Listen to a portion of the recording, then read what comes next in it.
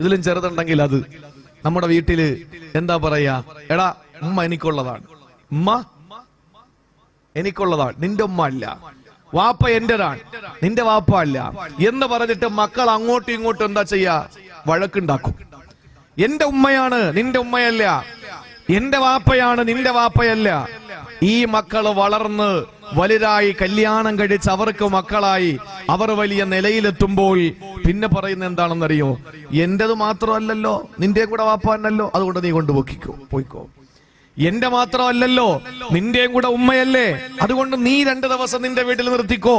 എന്താ കാര്യം? ചെറിയ പ്രായത്തിൽ അവൻ പറയും, എന്റെ മാത്രമാണ് എന്റെ ഉമ്മ, എന്റെ മാത്രമാണ് എന്റെ ഉമ്മ എന്ന് പറയുന്ന മക്കള് വളർന്ന് വലുതായാൽ പറയുന്ന വാക്കിതാണ്, എന്റേതു മാത്രമല്ലല്ലോ, നിന്റെയും കൂടെ ഉമ്മയല്ലേ, അതുകൊണ്ട് നീ കൊണ്ടുപോയി ഒരാഴ്ച നിർത്തിക്കോ എന്ന് പറയുന്ന മക്കളായി ഈ കാലഘട്ടത്തിലെ മക്കള് മാറിയെങ്കിൽ നിങ്ങൾ ആലോചിച്ചോ. ഇമാം അഹ്മദ് ബിൻ ഹംബൽ റളിയല്ലാഹു തആല അൻഹു അദ്ദേഹത്തിന്റെ പ്രിയപ്പെട്ട ബന്ധുക്കളും സഹോദരങ്ങളും എല്ലാവരും ഒരുമിച്ച് കൂടി ഇരുന്നിട്ട് ഒരു മുഷാവറ നടത്തി. എന്താ മുഷാവറ എന്നറിയോ? അവരവർക്ക് വീതിക്ക് കിട്ടാനുള്ള പൈതൃക സ്വത്ത്, അവരുടെ ജീവിതത്തിൽ അവർക്ക് കിട്ടാനുള്ള വാപ്പയിൽ നിന്ന് ഉമ്മയിൽ നിന്ന് കിട്ടുന്ന അനന്തര സ്വത്ത് വീതിച്ചെടുത്തുകൊണ്ടിരിക്കുകയാണ്. നിങ്ങൾ ശ്രദ്ധിക്കണം, ഇങ്ങനത്തെ മക്കളാക്കി നമ്മളെ മക്കളെ മാറ്റണമെങ്കിൽ നമ്മൾ നമ്മുടെ മാതാപിതാക്കളോട് ഇതുപോലെ കാണിക്കണം. എന്താ പറഞ്ഞത്?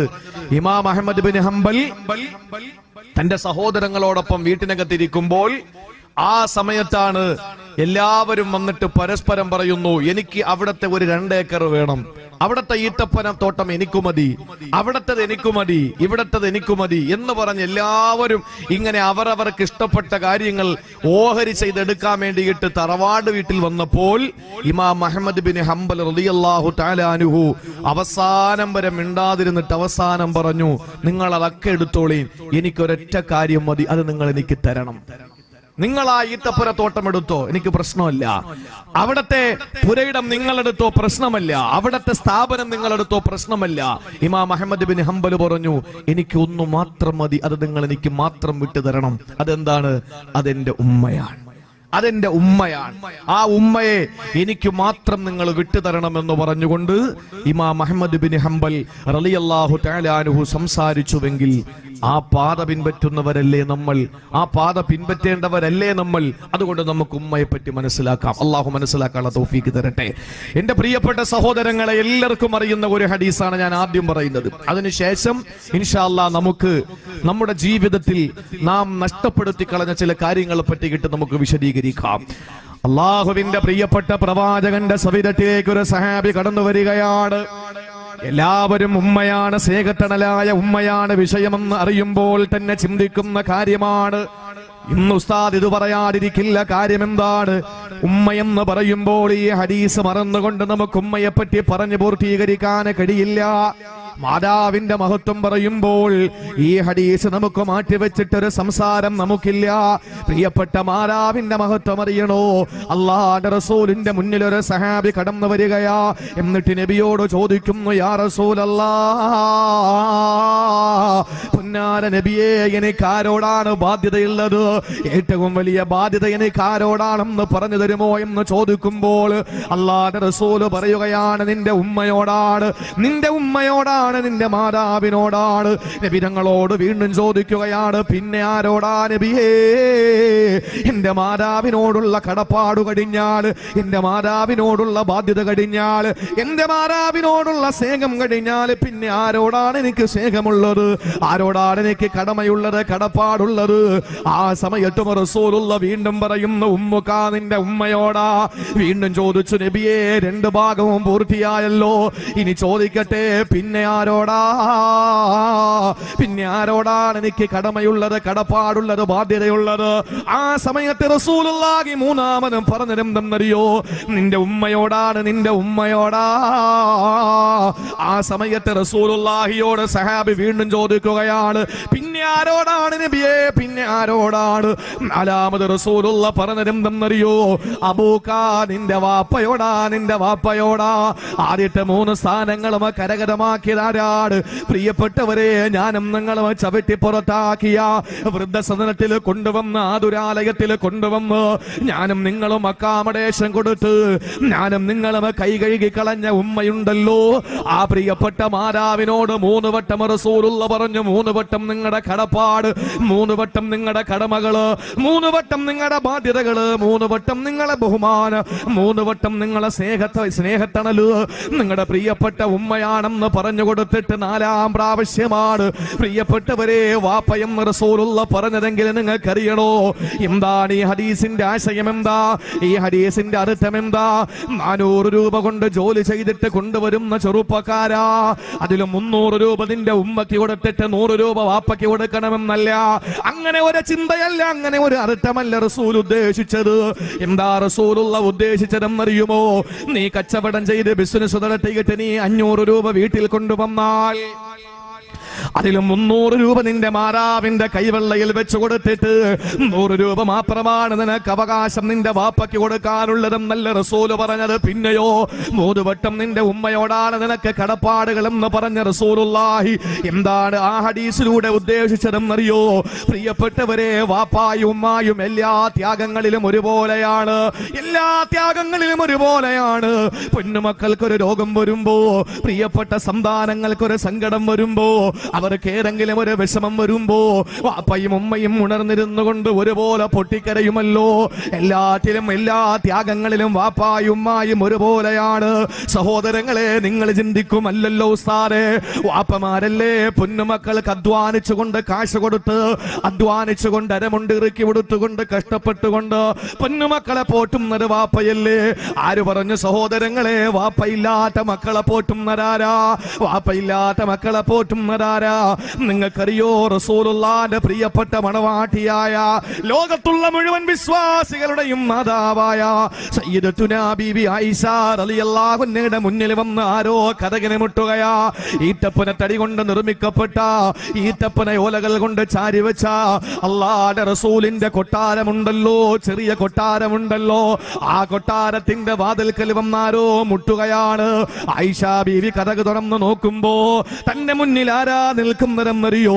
ഒരു പെണ്ണാണ്, ഒരു സഹോദരിയാണ്. കണ്ണ് കുടിഞ്ഞിരിക്കുകയാണ്, കവിള കുടിഞ്ഞിരിക്കുകയാ, പല്ലെല്ലും തിരിക്കുകയാ, വയറൊട്ടിയിരിക്കുകയാ, വല്ലാതെ വിശന്നിട്ട് വല്ലാതെ പട്ടിണി കിടന്ന പേക്കോലമായി കടന്ന് തന്റെ മുമ്പിൽ വന്ന് നിൽക്കുകയാ. ഇത് സ്വഹീഹുൽ ബുഖാരിയിൽ നമുക്ക് കാണാം. സഹോദരങ്ങളെ, റസൂലുള്ളാഹിന്റെ ഭവനത്തിന്റെ മുമ്പിൽ വന്ന് ആയിഷയുടെ വീട്ടുമുറ്റത്ത് വന്ന്, അല്ലാഹുവിന്റെ റസൂലിന്റെ മണവാട്ടിയുടെ വീട്ടുമുറ്റത്ത് വന്ന് യാചിക്കുന്ന ഒരു പെണ്ണിനെ കണ്ടപ്പോ ആയിഷ ബീബി റളിയല്ലാഹു അൻഹ അത്ഭുതപ്പെട്ടു പോയി. തൊട്ടടുത്ത് 2 പെൺമക്കൾ നിൽക്കുകയാണ്. പറക്കമുറ്റാത്ത 2 പൊന്നുമക്കളാ 2 ഭാഗത്തും നിൽക്കുന്നത്. എന്തു ചെയ്തെന്നറിയോ? ആയിഷ ബീബി പരിശോധിക്കുകയാണ്, വീടിന്റെ എല്ലാ ഭാഗങ്ങളും പരിശോധിക്കുകയാണ്. സുബ്ഹാനല്ലാഹ്, 3 ഈത്തപ്പഴമല്ലാതെ വേറൊന്നും വീട്ടിനകത്തില്ല. 3 ഈത്തപ്പഴമാണ് വീട്ടിനകത്തുള്ളത്. ആ 3 ഈത്തപ്പഴം എടുത്ത് എന്ത് ചെയ്തെന്നറിയോ? പാവപ്പെട്ട സഹോദരിയുടെ കയ്യിലേക്ക് കൊടുക്കുകയാ. ആ സഹോദരി എന്ത് ചെയ്തെന്നറിയോ? 2 ഈത്തപ്പഴമാ 2 പൊന്നുമക്കൾക്ക് അതിന്റെ കുരുമാട്ടിയിട്ട് കൊടുക്കുകയാണ്. 2 ഈത്തപ്പഴം എടുത്ത് 2 പൊന്നുമക്കളുടെ വായിലേക്ക് പതിയെ വെച്ചു കൊടുക്കുകയാണ്. എന്നിട്ട് വിഷം നൊട്ടിയ വയറുമായി കഴിയുന്ന, കണ്ണ് കുഴിഞ്ഞു പോയ, വയറൊട്ടിപ്പോയ, എല്ലുംതിപ്പോയ, കവളൊട്ടിപ്പോയ, കണ്ണുകുടിയിലായ പട്ടിണി കിടന്ന പ്രിയപ്പെട്ട ഉമ്മ 1 ഈത്തപ്പഴം എടുത്ത് കുരുമാട്ടിയിട്ട് സ്വന്തം വായിലേക്ക് ചേർത്ത് വെക്കുമ്പോ 2 പൊന്നുമക്കളാ കയ്യിൽ തൂങ്ങിക്കിടന്നുകൊണ്ട് പറയുകയാണ്, ഉമ്മാ, പൊന്നുമക്കൾക്ക് വിശപ്പ് മാറിയിട്ടില്ല, എനിക്ക് വിശപ്പ് മാറിയിട്ടില്ല. 1 ഈത്തപ്പഴം കഴിച്ചാൽ എങ്ങനെയാ വിശപ്പ് മാറുക? ചുണ്ടോട് ചേർത്ത് വെച്ച ഈത്തപ്പഴത്തിനെ പുറപ്പെടുക്കുകയാണ് പ്രിയപ്പെട്ട ഉമ്മ. എന്നിട്ട് ആ ഈത്തപ്പഴത്തിനെ 2ആയി കീറിയിട്ട് 2 പൊന്നുമക്കളെയും വായിലേക്ക് വെച്ചു കൊടുക്കുകയാണ്. ഇത് കണ്ട അത്ഭുതത്തോടെ നോക്കി നിൽക്കുന്ന ആയിഷ ബീവിയുടെ മുമ്പിലേക്ക് റസൂലുള്ള മദീനത്തെ പള്ളിയിൽ നിന്ന് മടങ്ങി വരികയാ. ഇത് കണ്ടപ്പോൾ ആയിഷ ബീവി അല്ലാഹുവിന്റെ റസൂലിന്റെ അടുക്കലേക്ക് ഓടി വന്നിട്ട് പറയുന്നു, യാ റസൂലല്ലാഹ്, ഞാനൊരു വലിയ അത്ഭുതം കണ്ടു നബിയേ, ഞാൻ വലിയ ഒരു അത്ഭുതം കണ്ടു നബിയേ. റസൂലുള്ളാഹിയോട് നടന്ന സംഭവമെല്ലാം വിവരിച്ചു കൊടുക്കുമ്പോ ഹബീബായ നബി തങ്ങളുടെ കണ്ണിൽ നിന്ന് കണ്ണുനീർ തുള്ളികൾ ചാലിട്ടൊടുകയാ. എന്നിട്ട് റസൂലുള്ള പറഞ്ഞ െന്നറിയോ, ഈ പെൺമക്കളെ കൊണ്ട് ആരെങ്കിലും പരീക്ഷിക്കപ്പെട്ടാൽ, ഈ പെൺമക്കളെ കൊണ്ട് ആരെങ്കിലും ഒരാൾ പരീക്ഷിക്കപ്പെട്ടാൽ, കുന്നലഹോ സിത്രം മിനന്നാർ, ഒരാൾക്ക് 2 3 1 പെൺമക്കളുണ്ടായിട്ട് ആ പെൺമക്കളെ പോറ്റാനും വളർത്താനും കെട്ടിച്ചേക്കാനും പഠിപ്പിക്കാനുമില്ല ഏതൊരു പിതാവ് മാതാവ് കഷ്ടപ്പെടുന്നുണ്ടോ ആ മാതാപിതാക്കളെ രക്ഷപ്പെട്ടവരാ. കുന്നലഹോ സിത്രം മിനന്നാർ, ആ പെൺകുട്ടികളെ നാളെ നരകത്തിന്റെയും അവരുടെയും ഇടയിലുള്ള വലിയ പടുകൂട്ട പർവ്വത സമാനമായ മറയാണ് എന്ന് ആദരവായ പ്രവാചകൻ നബി മുഹമ്മദ് മുസ്തഫ. സഹോദരങ്ങളെ, ഇവിടെ പൊന്നുമക്കൾക്ക് ഭക്ഷണം വാങ്ങാൻ നടന്നത് ഉപ്പയല്ല.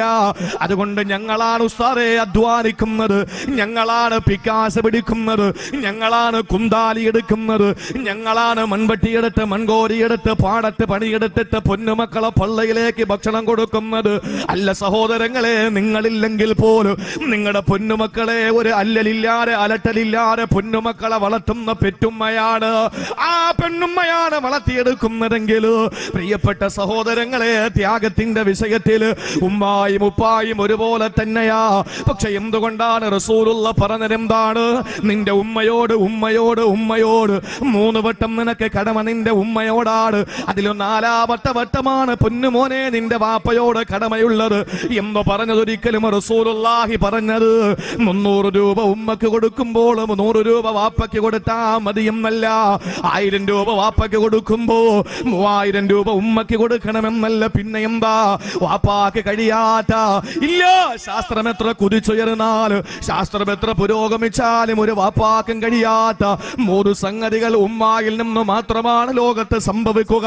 അത് പരിശുദ്ധമായ ഖുർആൻ സൂറത്തുൽ ലുഖ്മാൻ സൂറത്തുൽ അഹ്ഖാഫ് അല്ലാഹു ലോകത്തിന് പഠിപ്പിച്ചു കൊടുക്കുകയാണ്. വാപ്പാക്ക് ചെയ്യാൻ കഴിയാത്ത 3 കാര്യങ്ങളാണ് പ്രിയപ്പെട്ടവരെ ഉമ്മ മാത്രം ചെയ്യുന്നത്. അതുകൊണ്ടാണ് ഉമ്മയ്ക്ക് 3 കടമകൾ 3 പദവികൾ അല്ലാഹു ദുനിയാവിൽ വെച്ച് തന്നെ സമ്മാനിച്ചത്.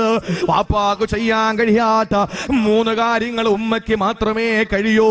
ആ 3 കാര്യങ്ങൾ ഖുർആനിലൂടെ വളരെ വ്യക്തമായി അല്ലാഹു പറഞ്ഞിട്ടുണ്ട്. അതില് വാപ്പ ഷെയറാവൂല, അതില് വാപ്പ പാർട്ണറാവൂല, അതില് വാപ്പ ഒരിക്കലും അതിൽ ഒരുമിച്ച് നിന്നുകൊണ്ട് ചെയ്യാൻ കഴിയില്ല.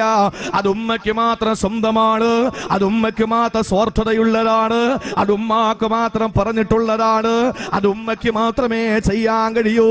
അത് ഖുർആനിലൂടെ പടച്ചതമ്പുരാൻ വ്യക്തമാക്കിയിരിക്കുകയാണ്. അള്ളാഹു മനസ്സിലാക്കാനുള്ള തൗഫീക്ക് തരട്ടെ. എന്റെ പ്രിയപ്പെട്ടവരെ, വഴല് കേട്ടിട്ട് എഴുന്നേറ്റ് പോയാ പോരാ. ഉമ്മയോട് ആരെങ്കിലും അനാദരവോടെ സംസാരിച്ചിട്ടുണ്ടെങ്കിൽ ആ ഉമ്മാന്റെ കാല് പിടിച്ചിട്ട് ആ കാൽപാദത്തിന്റെ ചുവട്ടിൽ നോക്കണം. അവിടെയാണ് സ്വർഗം, അവിടെയാണ് സ്വർഗം. അള്ളാഹു നമ്മുടെ മാതാവിനെ, നമ്മുടെ പ്രിയപ്പെട്ട ഉമ്മായെ പൊന്നുപോലെ നോക്കാൻ അള്ളാഹു നമുക്ക് ഭാഗ്യം നൽകി അനുഗ്രഹിക്കുമാറാവട്ടെ. ഏതൊരു മനുഷ്യന്റെയും വിജയത്തിന്റെ പിന്നിൽ ഉമ്മാന്റെ ദുആ ഉണ്ടാകും. ലോകത്ത് ഇമാം ബുഖാരി തങ്ങൾ കാഴ്ച കിട്ടിയ സംഭവം നമുക്ക് പറയാൻ സമയമില്ല, അതുകൊണ്ട് ഞാൻ ആ ഭാഗത്തെ പറ്റി പറയുന്നില്ല. ഇമാം ഷാഫി റളിയല്ലാഹു അൻഹു, എത്ര മഹാരഥന്മാരാണ്. എന്തിനേറെ ഇന്നത്തെ ഇരു ഹറമുകളുടെ മേധാവി ബഹുമാനപ്പെട്ട അബ്ദുറഹ്മാൻ സുദൈസ്, അദ്ദേഹത്തിന്റെ ഈ വലിയ വിജയത്തിന്റെ പിന്നിലും തന്റെ പ്രിയപ്പെട്ട മാതാവിന്റെ ദുആ ആയിരുന്നു എന്ന് ചരിത്രത്തിൽ കാണാം. എല്ലാവരുടെയും ദുആ, അവരുടെ ജീവിതത്തിന്റെ പിന്നിൽ ഒരു ഉമ്മയുടെ 2 കൈകളും 2 കണ്ണും 2 തുള്ളി കണ്ണീരും ഉണ്ടാകും. അതുകൊണ്ടാണ് എന്റെ പ്രിയപ്പെട്ടവരെ, ഒന്ന് ചിന്തിച്ചു നോക്ക്. നമ്മുടെ ജീവിതത്തില് അള്ളാഹു നമുക്ക് നൽകിയ ഒരു സ്വത്താണ് നമ്മുടെ പ്രിയപ്പെട്ട ഉമ്മയെങ്കിൽ നിങ്ങൾ ഒന്ന് ആലോചിച്ച് നോക്ക്. വാപ്പ, നിങ്ങൾക്ക് മനസ്സിലാവുന്നുണ്ടോ? ഉമ്മയ്ക്ക് 3 പദവി. നിങ്ങൾ ആരും അതിന്റെ ദുർവ്യാഖ്യാനങ്ങൾ കൊടുക്കാൻ പാടില്ല. ചിലർ മനസ്സിലാക്കിയിരിക്കുന്നത് എന്താണ്? എടാ, ഉമ്മ ഒരിക്ക വിളിച്ചു പോകണം, 2ാമത് വിളിച്ചു പോകണം, 3ാമത് വിളിച്ചു പോകണം. വാപ്പയാണെങ്കിലോ ഒരിക്കൽ വിളിച്ചു പോണ്ട, രണ്ടാമത് വിളിച്ചു പോണ്ട, മൂന്നാമത് വിളിച്ചിട്ടും പോണ്ട, നാലാമത് വിളിക്കുമ്പോ വാപ്പാക്ക് വിളിക്കുത്തരം കൊടുത്താൽ മതി. കാരണം നാലാമത്തെ പദവിയെ വാപ്പാക്കുള്ളൂ എന്നാണോ അതിന്റെ അർത്ഥം? ഒരിക്കലുമല്ല. ഉമ്മാക്ക് ജോലി ചെയ്തിട്ട് വന്നിട്ട് 3000 കൊടുക്കുമ്പോ വാപ്പാക്ക് 1000 കൊടുത്താൽ മതി, അങ്ങനാണോ? അങ്ങനല്ല. എന്തുകൊണ്ടാണ് 3 പദവിയും റസൂലുള്ളാഹി ഉമ്മയോടാണെന്ന് പറഞ്ഞത്? വാപ്പാക്ക് കഴിയാത്ത 3 കാര്യങ്ങൾ ഉമ്മയ്ക്ക് മാത്രം കഴിയുന്നു. അത് ഏതൊക്കെയാ മക്കളെ? പറയ്. ആ പറഞ്ഞോ. പപ്പടോ? പിന്നെ പ്രസവിക്കുക, പിന്നെ പാല് കൊടുക്കുക, പിന്നെ ഉമ്മാക്ക് മാത്രം കഴിയുന്ന കാര്യം തൊട്ടിലെട്ടി തരുമോ? ഉമ്മാക്ക് മാത്രം കഴിയുന്ന കാര്യം വിശുദ്ധ ഖുർആൻ തന്നെ പറയട്ടെ, നമ്മൾ പറയണ്ട, അള്ളാഹു തന്നെ പറയട്ടെ, അതിൽ വാപ്പാക്ക് പങ്കാകാൻ പറ്റും. നിങ്ങൾ പറയും ഞങ്ങളല്ലേ അധ്വാനിച്ചു കൊണ്ട് കൊടുക്കുന്നത്. എടാ, നിങ്ങളില്ലെങ്കിൽ ഉമ്മ നിങ്ങളെ മക്കളെ വളർത്തും. ഒരു സംശയം അക്കാര്യത്തിൽ വേണ്ട. അതിന്റെ ഒരു സംഭവം ഞാൻ പറഞ്ഞത്, ഒന്നുമില്ലാത്തതിന്റെ പേരില് ഉമ്മ 2 പൊന്നുമക്കളെ കൈപിടിച്ചിട്ട് പാവപ്പെട്ട ഉമ്മ ആളുകളുടെ മുമ്പിൽ വന്നിട്ട് യാചിക്കുകയാണ് തന്റെ മക്കളെ വളർത്താൻ. നമ്മളില്ലെങ്കിൽ നമ്മൾ കരുതും, ഹോ നമ്മളൊക്കെ ഗമാണിക്കുന്ന അങ്ങനെയാ. എന്താണ്? നമ്മളില്ലെങ്കിൽ പിന്നെ മക്കൾ എങ്ങനെയാ വളരുക? എടോ, വലിയ ആല് മുറിച്ചു കളഞ്ഞാലേ താഴെ നിൽക്കുന്ന ചെറിയ ആല് പൊങ്ങി വരൂ. ഇത് പറഞ്ഞാൽ മനസ്സിലായില്ലേ? വലിയ ആല് നിൽക്കുന്നിടത്തോളം കാലം അതിന്റെ ചോല ഉണ്ടാകും, ഇതങ്ങോട്ട് കുരുടിച്ചു പോകണല്ലാതെ പൊങ്ങി വരൂല. അള്ളാഹു എത്ര സന്തോഷം, എത്ര ഹിക്മത്തോടു കൂടിയിട്ടാ മനുഷ്യനെ ലോകത്ത് ഉണ്ടാക്കിയിരിക്കുന്നത്. നമ്മൾ ആരെങ്കിലും കരുതിയോ? വാപ്പമാര് മരിച്ചുപോയ മക്കള് ഈ രാജ്യത്ത് വളരുന്നില്ലേ? പ്രിയപ്പെട്ടവരെ, വളരുന്നുണ്ട് എന്ന് വെച്ചിട്ട് അങ്ങനെയാണെങ്കിൽ ഈ പറയുന്ന രീതിയിൽ 3 പദവികൾ ഉമ്മ കൊടുത്തല്ലോ. 3 കാര്യം പ്രത്യേകത ഉമ്മാക്കൊണ്ടെന്ന് പറഞ്ഞാൽ ഞാനും കൂടെ അതിൽ പങ്കാളിയാകുമെന്ന് പറഞ്ഞ് വാപ്പ മസലും പിടിച്ച് ഉരുട്ടി വെച്ചുകൊണ്ട് വന്നാൽ നടക്കുവോ? ഒരിക്കലും നടക്കില്ല. ഉമ്മാക്ക് മാത്രം കഴിയുന്ന 3 കാര്യം അള്ളാഹു പറഞ്ഞു.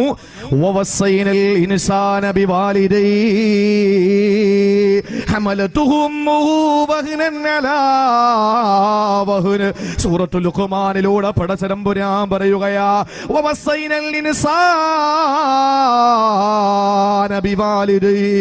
മാതാപിതാക്കളോട് ഗുണം ചെയ്യണമെന്ന് നാം വസിയ്യത്ത് ചെയ്യുകയാ. അള്ളാഹുവിന്റെ വസിയ്യത്താ, പടച്ചതമ്പുരാന്റെ വസിയ്യത്താണ്. അല്ലാഹു പറയുന്നു, നിങ്ങളുടെ മാതാപിതാക്കൾക്ക് നിങ്ങൾ ഗുണം ചെയ്യണേ. ഇത്രയും പറഞ്ഞിട്ടല്ല വാപ്പാന്റെ കഥയൊന്നും പറഞ്ഞില്ല. വാപ്പ പിക്കാസ് എടുത്തതിന്റെ കഥ പറയുന്നില്ല. വാപ്പ മൺവട്ടിയും മൺകോരിയും പിടിക്കുന്നതിന്റെ കഥ പറയുന്നില്ല. വാപ്പ അറബിക്കടൽ താണ്ടി പോയി പണിയെടുക്കുന്ന കാര്യം പറയുന്നില്ല. വാപ്പ ജീവിതത്തിൽ അരമുണ്ടിറുക്കി ഉടുക്കുന്നതിന്റെ കഥ പറയുന്നില്ല. പിന്നെയോ അള്ളാഹു പറഞ്ഞത്, ഉടനെ പറഞ്ഞത്, അവന്റെ ഉമ്മയാരാണെന്നറിയോ? ക്ഷീണത്തിന്റെ മേൽ ക്ഷീണമായിട്ട് അവനെ 10 മാസം വയറ്റിൽ ചുമന്നതാണ്. വാപ്പയ്ക്ക് കഴിയാത്ത ഒരു സംഗതി ഒന്നാമത്തേത് വയറ്റിൽ ചുമക്കുക എന്നുള്ളതാണ്. വാപ്പ എന്ത് പണിയുമെടുക്കും, എന്ത് വേണോ കൊണ്ടു കൊടുക്കും, ഏത് വേണോ ചുമന്നു കൊണ്ട് കൊടുക്കും. ഒരു പൂ വേണമെന്ന് പറഞ്ഞാൽ പൂമരം കൊണ്ട് കൊടുക്കും. ഒരു ജലാശയത്തിലെ വെള്ളം വേണമെന്ന് പറഞ്ഞാ ആ ജലാശയം അടർത്തിയെടുത്തുകൊണ്ട് കൊടുക്കാൻ കഴിവുണ്ടാകും. പക്ഷേ ഒരിക്കൽ പോലും ഈ കുഞ്ഞിനെ 2 കിലോ ഉള്ള, 2.5 കിലോ ഉള്ള, 3 കിലോ ഉള്ള, അതല്ലെങ്കിൽ പോകട്ടെ ഒരു ചെറിയ കുഞ്ഞിനെ ഒന്ന് വയറ്റിൽ ചുമക്കാ ഒരു ഉമ്മക്കല്ലാതെ മറ്റാർക്കും കഴിയില്ല. ഇതല്ലാഹു പറഞ്ഞതാ. രണ്ടാമത്തെ കാര്യമേതാ? അല്ലാഹു സൂറത്തുൽ അഹ്ഖാഫിലൂടെ പറയുകയാണ്, അവനെ വളരെ വേദനയോടെയാ പ്രസവിച്ചത്. രണ്ടാമത്തെ പദവി അല്ലാഹു പറഞ്ഞതെന്താണ്? പ്രസവമാണ്. 1 ഗർഭം ചുമക്കലാണ്, 2 പ്രസവമാണ്, മൂന്നാമത്തേതോ 2 വർഷം മുലപ്പാല് കൊടുക്കുന്ന ഉമ്മയാണ്. വാപ്പാക്ക് മുലപ്പാല് കൊടുക്കാൻ കഴിയോ? മാതാവിനെ പ്രസവിക്കുന്ന വേദന സഹിക്കാൻ അല്ലാഹു അതിനുള്ള ശരീരശക്തി കൊടുത്തിട്ടുണ്ട്. പ്രിയപ്പെട്ടവരെ, നമ്മളെക്കാൾ എത്രയോ ബലഹീനരാ നമ്മുടെ പെണ്ണുങ്ങള്. പക്ഷേ ചിന്തിക്കണേ, വാപ്പാന നട റോഡിൽ മലത്തിക്കിടത്തിയിട്ട് പള്ളയിലെ കത്തികുട്ടി കയറ്റിയാൽ വാപ്പ ചരിഞ്ഞു കിടക്കും. വാപ്പാടെ ഇരുഭാഗങ്ങളിൽ കത്തികുത്തി കയറ്റിയാൽ വാപ്പ കവിഴ്ന്ന് കിടക്കും. എന്തു വേദന വന്നാലും പുല്ലുപോലെ ഇടട്ട് കളയുന്ന വാപ്പ ഒരു പ്രസവവേദന സഹിക്കാൻ വാപ്പയ്ക്ക് കഴിയില്ല. അത് ഉമ്മയ്ക്ക് മാത്രം സ്വന്തമാണ്. അല്ലാഹു പറഞ്ഞു മൂന്നാമത് 2 കൊല്ലം പാല് കൊടുക്കണമെന്നുള്ളത്. മുലപ്പാല് 2 വർഷം കൊടുക്കണമെന്നല്ല പറയുകയാ. എന്നിട്ട് അല്ലാഹു പറഞ്ഞതെന്തെന്നറിയോ? അനിഷ്കുറുലീ വലിവാലിദൈക. വീണ്ടും അല്ലാഹു പറയുന്നു, എനിക്കും നിന്റെ മാതാപിതാക്കൾക്ക് എനിക്കും നീ ശുക്ർ ചെയ്യണേ. ഇവിടെ ചിന്തിക്കണേ, ഖുർആൻ പഠിക്കണേ. ഖുർആനിൽ നിന്ന് അകന്നു പോയതാണ് മാതാവിനെ തള്ളിപ്പറയുന്നത്. ഖുർആനിൽ നിന്ന് അകന്നു പോയതാണ് മാതാവിന്റെ കഴുത്ത് വെട്ടി മുറിക്കുന്നത്. ഖുർആനിൽ നിന്ന് അകന്നത് കൊണ്ടാണ് മാതാവിന്റെ തലയിൽ ചിരവ് കൊണ്ടടിക്കുന്നത്. പ്രിയപ്പെട്ടവരെ, ഖുർആൻ പറഞ്ഞതെന്താണ്? അനിഷ്കുർ ലീ വലിവാലിദൈക, എനിക്ക് നീ ശുക്ർ ചെയ്യണം, എനിക്ക് നീ നന്ദി രേഖപ്പെടുത്തണം. എനിക്ക് മാത്രം പോരാ, വലിവാലിദൈക, നിന്റെ മാതാപിതാക്കൾക്കും നീ ഗുണം ചെയ്യണം. ഇതിന് മഹാരഥന്മാരായ മുഫസ്സിരീങ്ങൾ പറഞ്ഞിട്ടുണ്ട്. അല്ലാഹു പറഞ്ഞു എനിക്ക് ഗുണം ചെയ്യണം, നിന്റെ മാതാപിതാക്കൾക്കും ഗുണം ചെയ്യണം എന്ന് പറഞ്ഞാൽ അതിന്റെ അർത്ഥം എന്തെന്നറിയോ? എനിക്ക് ഗുണം ചെയ്തു, നിന്റെ മാതാപിതാക്കൾക്ക് ഗുണം ചെയ്തില്ലെങ്കിൽ എനിക്ക് നിന്റെ ഗുണമൊന്നും വേണ്ട, നന്ദിയൊന്നും എനിക്ക് വേണ്ട.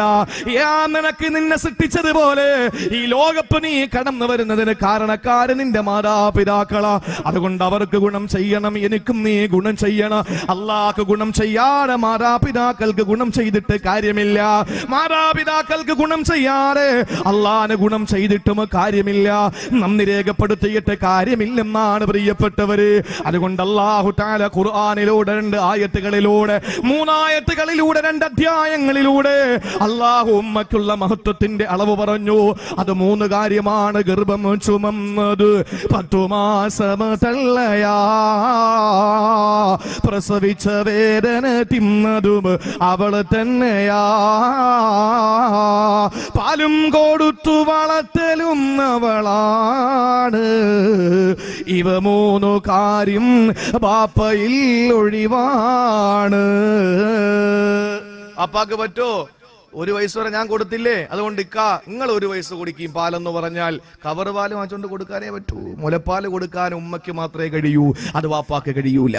എന്റെ പ്രിയപ്പെട്ടവരെ, ഉമ്മയെയും കുട്ടിയെയും തള്ളയെയും പിള്ളയെയും വീടിനെയും കൂടെ ഒരുമിച്ചെടുക്കാനുള്ള ആരോഗ്യം വാപ്പാക്ക് ഉണ്ടാവും. പക്ഷേ ഇതിനെ ഒന്ന് ചുമന്നുകൊണ്ട് നടക്കാനുള്ള ആരോഗ്യം വാപ്പയ്ക്ക് അല്ലാഹു കൊടുത്തിട്ടില്ല.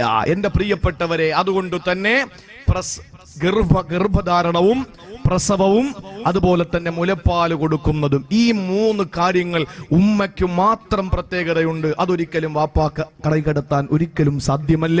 അതുകൊണ്ട് തന്നെ 3 പദവികൾ അള്ളാഹു എന്ത് കൊടുത്തു? ഉമ്മയ്ക്ക് കൊടുത്തു. 4ാമത്തെ പദവിയാണ് വാപ്പാക്ക് കൊടുത്തത്. അള്ളാഹു മനസ്സിലാക്കാനുള്ള തൗഫീക്ക് തരട്ടെ. അള്ളാഹു മനസ്സിലാക്കാനുള്ള തൗഫീക്ക് നൽകി അനുഗ്രഹിക്കുമാറാവട്ടെ. അല്പം കൂടെ ഒന്ന് കൂട്ടി വെച്ചേ മാസ്റ്റർ. എന്റെ പ്രിയപ്പെട്ട സഹോദരങ്ങളെ, അതുകൊണ്ട് ജീവിതത്തിൽ നമുക്ക് നമ്മുടെ ഉമ്മയോടുള്ള കടമകൾ, നമ്മുടെ കടപ്പാടുകൾ, അത് നമ്മൾ മനസ്സിലാക്കിയിട്ട് വേണം നമ്മുടെ ജീവിതത്തെ മുന്നോട്ട് കൊണ്ടുപോകാൻ. നമ്മുടെ വളർച്ചയുടെ പിന്നിൽ നമ്മുടെ ഉമ്മയാണ്. ഞാൻ നിങ്ങളോട് പറയാൻ പോകുന്ന 1ാമത്തെ കാര്യം, എന്റെ പ്രിയപ്പെട്ട സഹോദരങ്ങളെ, ഞാൻ ചോദിക്കട്ടെ, ഖുർആൻ പഠിക്കുന്നവരല്ലേ നിങ്ങൾ? സുജൂദിൽ എന്താ നമ്മൾ ഓതേണ്ടത്? സുബ്ഹാന റബ്ബിയൽ അഅ്ലാ വബിഹംദിഹി. റുകൂഇലോ സുബ്ഹാന റബ്ബിയൽ അലീം വബിഹംദിഹി. ഇഅ്തിദാലിലോ റബ്ബനാ ലക്കൽ ഹംദു മിൽ അസ്സമാവാതി വമിൽ അൽ-അർളി വമിൽ അമാ ശിഅത മിൻ ഷൈഇൻ ബഅദ്. അല്ലേ? ഇടയിലുള്ള ഇരുത്തത്തിലോ റബ്ബിഗ്ഫിർലി വർഹംനി വജ്ബുർനി വർഫഅനി വർസുഖ്നി വഹ്ദിനി വആഫിനി. ഇത് ഏതെങ്കിലും ഒരു സൂറത്തിൽ കാണിച്ചു തരാൻ പറ്റുമോ? നിസ്കാരത്തിന് അപ്പുറം വേറൊരു ഇബാദത്തില്ലല്ലോ. ഏതെങ്കിലും ഒരു സൂറത്തില് ഈ പറയുന്ന ദുആകളൊന്ന് കാണിച്ചു തരാൻ പറ്റുമോ? നിസ്കാരത്തിൽ നമ്മൾ ഓതുന്ന, എന്തിനേറെ ഒരു ഉടമസ്ഥന്റെ മുമ്പിൽ ഒരു അടിമ ഏറ്റവും കൂടുതൽ അടുക്കുന്നത് അഖറബുമായ യകൂനുൽ അബ്ദു മിൻ റബ്ബിഹി വഹുവ സാജിദുൻ.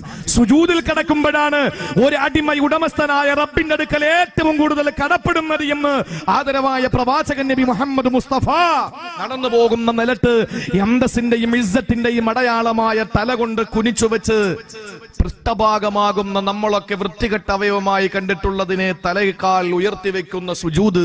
എന്റെ പ്രിയപ്പെട്ടവരെ, എന്നിട്ട് പറയാണ്, അല്ലാഹുവേ നീയാണ് അത്യുത്തമൻ, നീയാണ് അത്യുന്നതൻ എന്ന് പറയുന്ന ആ സുജൂദിലുള്ള ദുആ ഖുർആൻ പഠിപ്പിച്ചിട്ടില്ല.